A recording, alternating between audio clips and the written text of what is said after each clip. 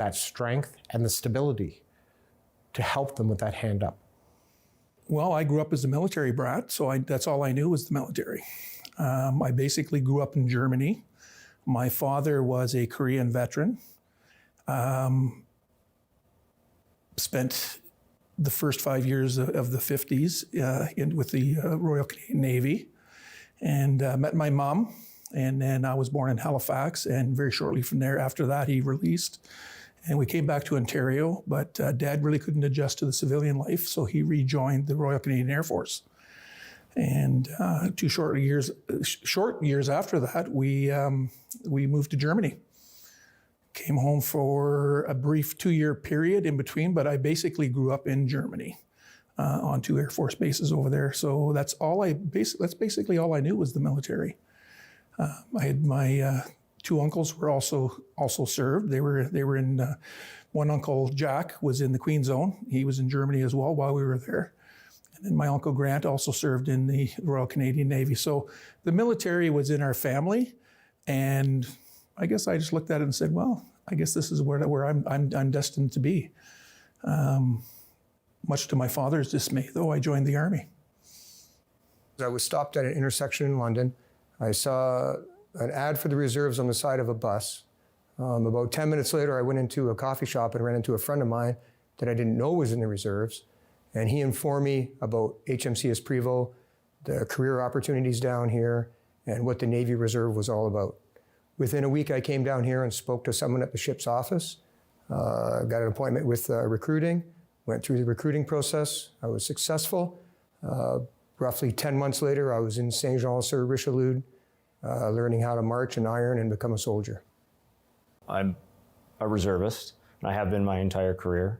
You know, starting back in 1999, I've just hit my 22-year mark. At that time, it was part of the service battalion here in town, and eventually the military police, which I started out with, sort of split off into its own company. So within that, I have a specialty as a close protection operator, and as a result of that specialty, have one operational tour to Tripoli, Libya, which I did in 2014. I was with the reserves when I first started my career, the 1st Hussars here in London, a reserve unit within London and Sarnia. A Squadron is in London, C Squadron is in Sarnia. B Squadron was killed in World War II, so there's no longer a B Squadron, and proceeded to stay within the Armored Corps. And when I went regular force, I was with the 8th Canadian Hussars, when then deployed or transitioned to Germany for 4 years. And on my return back to Canada, I was posted to the Royal Canadian Dragoons in Petawawa. I guess technically I joined in the fall of 1973. I officially started my training the 5th of January 1974 in Canadian Forces Recruit School, Cornwallis, which was an eye-opener, to say the least. When I arrived there on the cold, blustery shores of the Bay of Fundy. When I first joined, I was in communications research. But once I got into the training, I realized at 18 years old that wasn't what I wanted to do as a career in the military, and was at a point at that time that I released and got out. Stayed out for about a year and a bit, and then realized that civilian life wasn't my destiny either.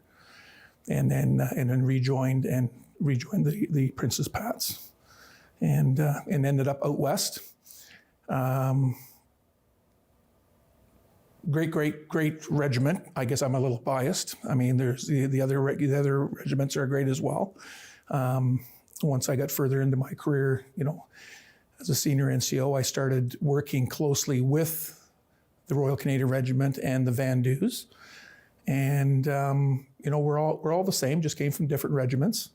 But yeah, it was a great career. It was a great part of my life that I'll always remember and always value. And I'd do it all over again in a heartbeat if I was a younger man. My current status here at Prevost is that I'm the Marine Diesel Training Unit coordinator. So with that training unit, we teach the younger members how diesel electric energy is made. And some of our ships are diesel electric, so we prepare them here to go and work in an engine room that uses diesel electric power for propulsion. I've served on the West Coast on HMCS Edmonton. I served on the East Coast on HMCS Moncton. I did 2 civilian tours in Afghanistan embedded with construction engineering. And I've served here in London with HMCS Prevost. When we look at the units within the London area, we have a variety of different branches within southwestern Ontario, from armored, infantry, service battalion, military police, artillery, and engineers. Each part play a vital role in the brigade, and it allows people to have just a small exposure to if they want to join the military full-time or not. But it also allows individuals to become leaders within our community. And I think our communities actually look at that as if you put on your resume that you have military experience, they automatically attach a leadership role to you, and very disciplined leadership role that you can follow direction sometimes without even blinking an eye. The London Police Service actually has, quite a long list of successful members who have served, and while serving, so concurrently, going on operation, going to Afghanistan, going to Mali, going to Iraq. We've had members go to the Ukraine. And these are people that are in great positions of leadership, that still serve their community and their country. And I think that's to be, for any reservist who's able to do that, regardless of your profession, just an incredible amount of dedication that you have to this country and this community. And I'm happy to work among some of the best. If you've ever watched any boot camp movies, I mean, when I went to Saint-Jean-sur-Richelieu, everything you saw in one of those movies was everything that actually happened on your basic training. So they teach you how to iron, they make it stressful. They teach you how to do drill, they make it stressful. The first 3 weeks is a challenge. And as you get to week 4 and 5 and 6 and 7 and 8, you see yourself changing into a service member with all the skills needed to further your career. When I was posted in Germany from 1987 to 91 was a very complicated time period, because many things were happening during that. From NATO competitions, which I was involved in, the Boslager competition, which is an armored reconnaissance competition. I was on the team for 2 years, which we competed and represented the Canadian forces with other NATO countries. So there was 2 years of that. And you had to be at the top, physical fitness at your top. There was also the time the wall came down, the Berlin Wall, when we were on exercise. It took the world like a storm because no one predicted it. Luckily, 6 months prior to that, I had a tour of that wall, and I was actually allowed to go to Checkpoint Charlie, and we had a tour as a Canadian contingent. So seeing that environment changed my whole perspective of how lucky as Canadians we have it. When you are able to witness where a wall separates color to gray, and where everything on one side of the wall is gray.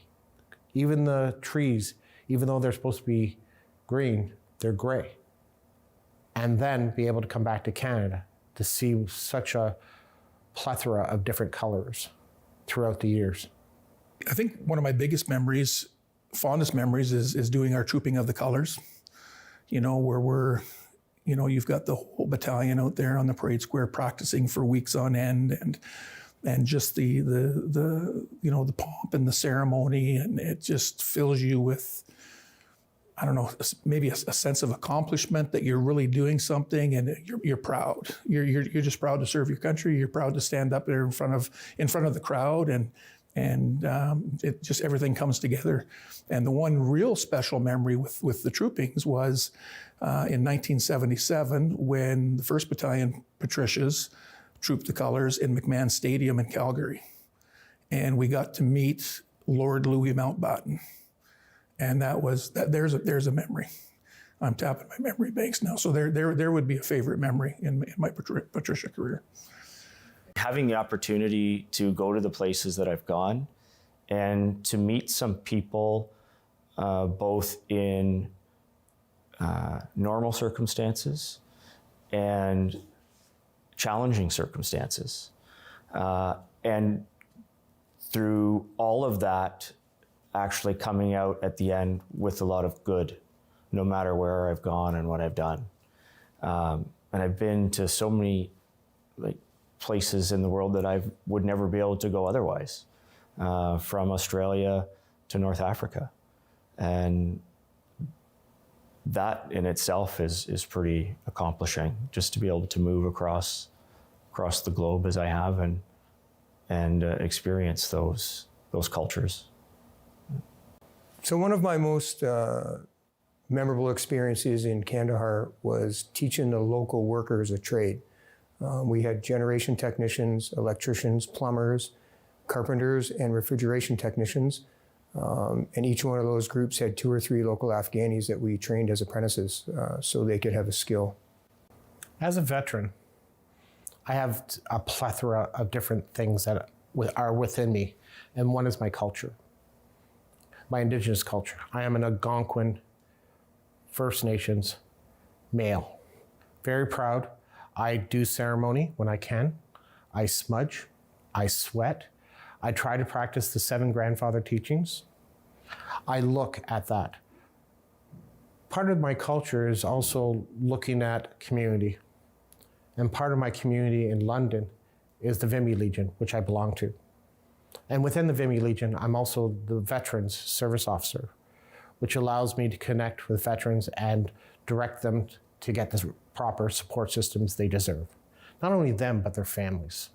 The medals I'm wearing here, the one is of course the CD, Canadian Forces Decoration, and then I've got the UN medal for time served in Cyprus. I did 2 tours in Cyprus, and then the other one is the UN Peacekeeping Medal. And then around my neck, I'm wearing the Order of St. George. The Order of St. George is, probably mispronounced this word, the chivalric organization that supports Canadian Forces members, veterans, and their families, and also the cadets. First, I think we should talk about the rank. So I'm a Petty Officer 2nd class. That's in the Army, it would be called a sergeant. That's displayed on each arm. On my shirt collar, I have my trade insignia. So I'm a Marine technician, so that's the insignia for Marine technician. My medals from the outside is Canadian decoration. That's given out for 12 years plus of service. The center medal is the Queen's Diamond Jubilee. That was given out in 2011. I think there was 20,000 of those given to service members. And the most inner medal is the General Service Medal for 2 tours as a civilian in Afghanistan. Normally, when I do interviews, I have my medals on. Unfortunately, due to last minute contact, and partially my fault, and is I forgot to wear my medals today. And sometimes there's a reason for it. And the Creator has told me there's a reason for why I'm not wearing the medals. So normally I would have my Canadian decoration, which is 12 years or more of service. I would have my Somalia medal, in which I served in Somalia from 92, 93. I would have my NATO medal, which indicates for service in Germany for 4 years. And then would be my peacekeeping medal, which is attached to the Somalia medal. So those 4 medals would normally be on my left breast. And I think one of the reasons why I'm not wearing them today is grab awareness to the general public. Because a veteran is not someone that wears their medals throughout the year. It's only one day of the year and very special occasions. Because some veterans may have a trauma that's attached to it, or they just don't want to be in the limelight. Sometimes just thanking them is enough and acknowledging that they did the ultimate sacrifice. The medals on my chest, to describe them for you, I currently have 5. I have one on deck, which would end up on the far left, which is a Police Exemplary Service Medal. I'm a civilian police officer in town here with London, and I've completed 20-year service. And to my far left and your right is my Canadian decoration, which I received after 12 years. I just completed 22 years of service, so I'll get another bar on that. Next to that is the Queen's Diamond Jubilee, which I was nominated for by the London Police Association. Next to that is the Governor General's Medal, or for Sovereign's Medal of Volunteers, which I was nominated by the London Police Service for my work in commanding the Color Guard and the volunteer service that goes into that. Next to that is my medal that I received for my operation to Tripoli, Libya, doing close protection work there. And while I was there, I was injured by an act of terrorism. When I returned home, shortly thereafter, I recognized a change in my behavior and was later diagnosed with PTSD, or an operational stress injury. As a result of that, and promise that I made to my family that I would get better no matter what it took, I ended up getting my service dog Riggs. Riggs and I have been paired together since 2017. I still serve. I still serve as a police officer for the City of London. I instruct recruits, and he comes with me everywhere. And he's quite a little celebrity himself. I've been involved for quite a number of years now. I believe it's probably 15 or 16 with the Canadian Army Veterans Motorcycle Units of Canada. I am currently the national president. So that keeps me very, very busy. The CAV's motto is to ride, have fun, and help others, and we continue to do that. So that allows me to continue to serve after the military. And by serving, we're helping, bettering the lives of Canadian Forces, serving Canadian Forces members, veterans, their families, those in need. And it's great. It's just, yeah. After I left the military, I obtained employment within factory. The factories, Accuride was one of them. And from there, due to layoffs, I worked my way up to supervision and management. Then came the opportunity to utilize a program within Veterans Affairs referred to as the Vocational Rehab Program. Through that vocational rehab program, I went to Western University, King's College, and obtained an undergrad in social work. But I always knew there was something more. I always use, when I talk to my clients, what's next? 2 words that keeps people moving forward. So then I jokingly applied for a master's degree and was accepted, shockingly. So I obtained my master's degree. I wanted to give back to the veteran community that has given so much to me. So I have a private practice, and I became a social worker. So I work with veterans and their families to find stability and closure to move forward and to find a new beginning. There are a lot of supports out there within the community for veterans. No doubt you'll hear a lot about the Operational Stress Injury Clinic here in town and the amazing therapists and psychologists and nurses, just that care team that's there. There are a lot of sort of veterans groups, motorcycle groups. I myself have a not-for-profit organization, Veterans and Everyday Heroes, that is there to help any veterans or emergency responder in need and even including helping get service dogs for other veterans. There are so many caring and kind people that I've learned through that work that truly, the majority truly do care for veterans and the work that we've done. And I'm thankful for all those people, and I'm grateful for all my brothers and sisters in uniform. One of the most amazing things you'll see in the military is the camaraderie and the teamwork. Even after only 8 weeks of working together in basic training, the 40 of us were a pretty cohesive unit. And I don't think you could see that in any other career. It really happens fast in the military and continues through your whole career. Friendships in the military and friendships that we gain in the military are amazing. Many people have probably seen it written with the wondrous, social media platforms that are out there today, like Facebook and et cetera, where, they state, nothing is better than striking up a conversation after 40 years with somebody that you served in the military with. And it's like you picked up, you seen them yesterday.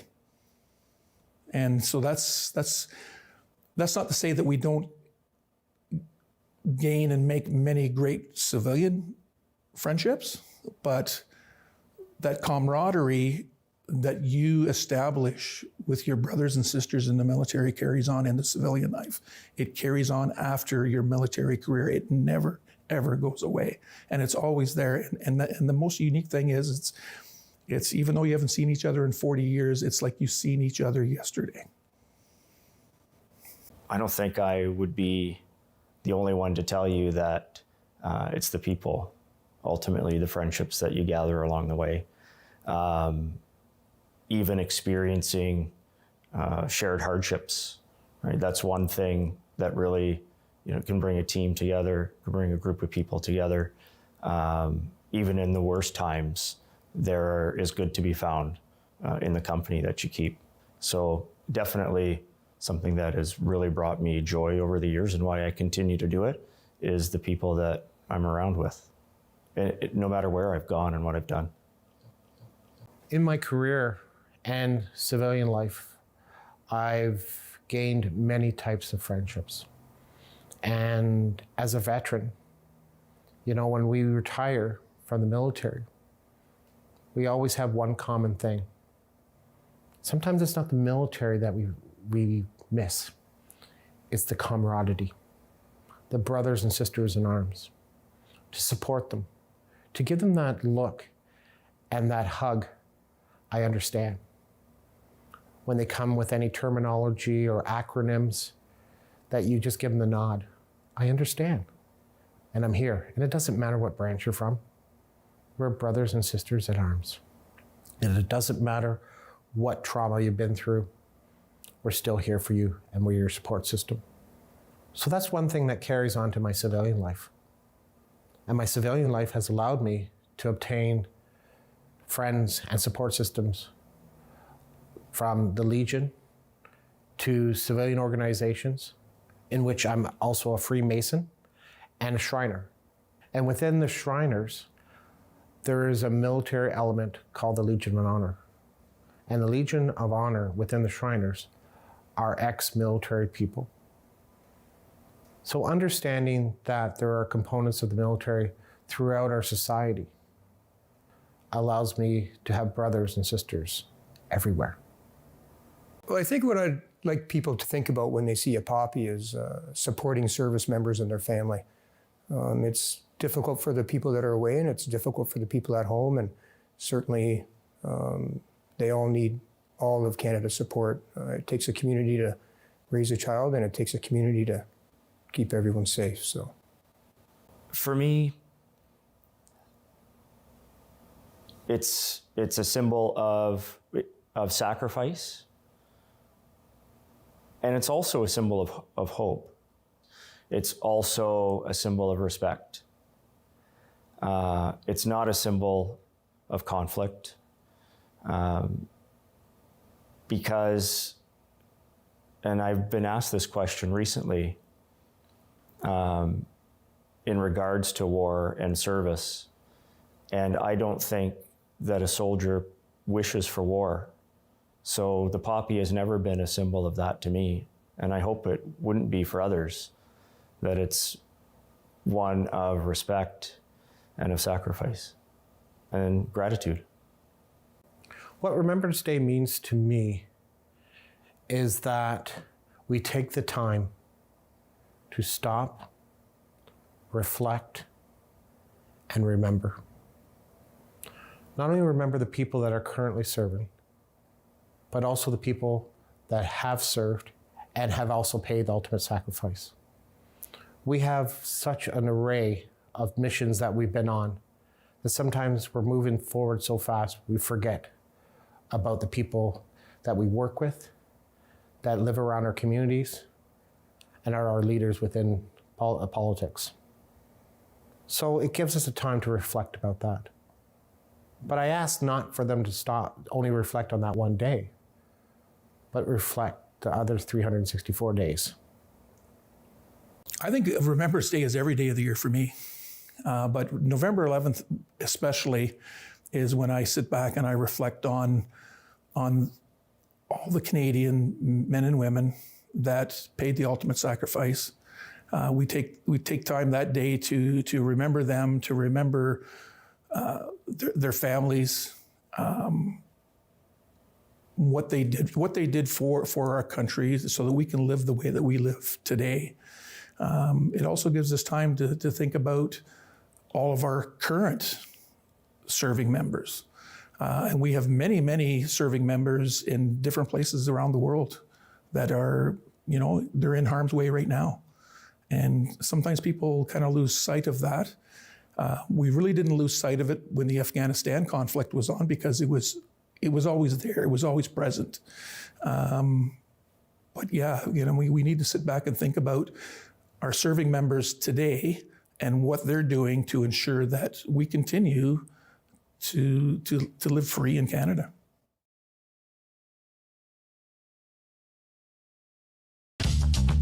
This program is brought to you by Ignite TV. Now you're in command. Visit Rogers.com for more details.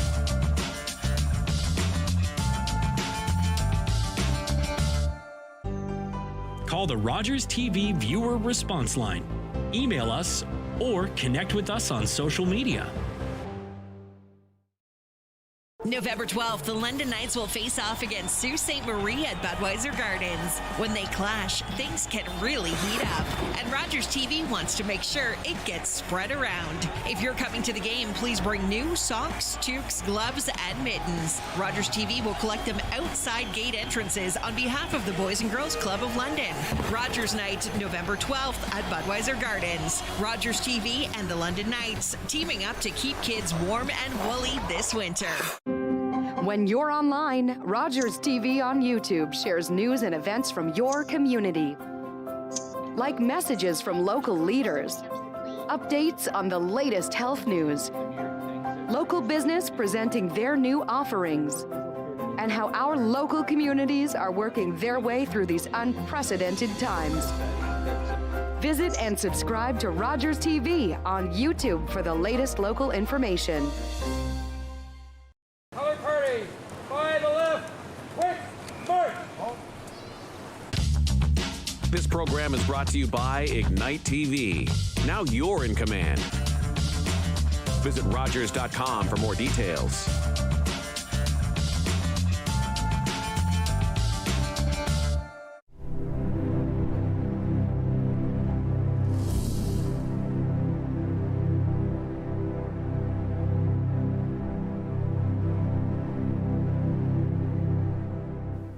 Good morning, ladies and gentlemen, and thank you for joining us here for this special day of remembrance.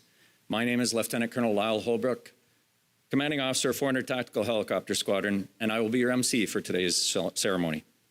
Sunnybrook acknowledges our campuses are located on the treaty territory of the Mississaugas of the Credit First Nation and ancestral and traditional lands of the Anishinaabe, the Haudenosaunee, Ojibwe, Chippewa, and Huron-Wendat First Nations. Now, please stand if able for our national anthem sung by Mr. Scott Newlands.